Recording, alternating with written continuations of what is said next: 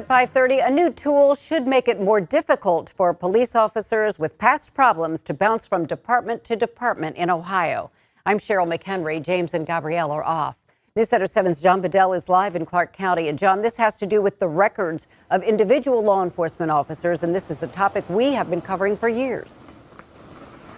That's right, Cheryl. It really came into focus in 2020 when there was a renewed push for police reform across Ohio. We've had some local police chiefs, even a local state lawmaker, join the Voices for Change here, saying they want more openness about what's in an officer's track record when they're applying for a new job. Well, this change will provide that not just to the public, but to the law enforcement agencies doing the hiring.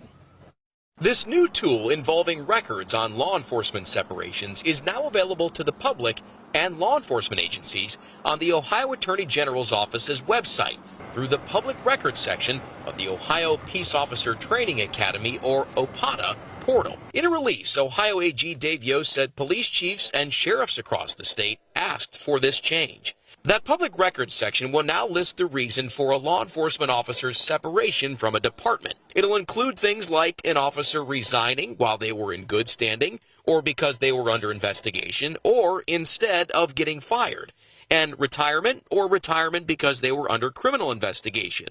And it will show if an officer separated from a department because of a criminal conviction or because they were fired. For years, News Center 7 has been talking to law enforcement leaders and police reform advocates who have said an officer should not be allowed to simply resign if that officer is in the middle of a disciplinary process. Instead, they said that information should follow that officer to their next job.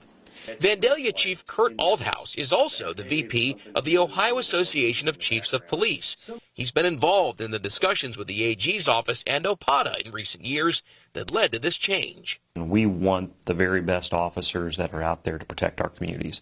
And if there is an individual who does not represent the profession well, then we do not want them representing our agencies, and this is just another way to prevent them from continuing as a police officer or as a deputy sheriff if they have a record that is less than stellar. Now, this online database change will also expand officer training history to include all of their training. Previously, it only included what officers had done in person. We're live in Springfield tonight. I'm John Bedell, News Center 7. Thank you, John.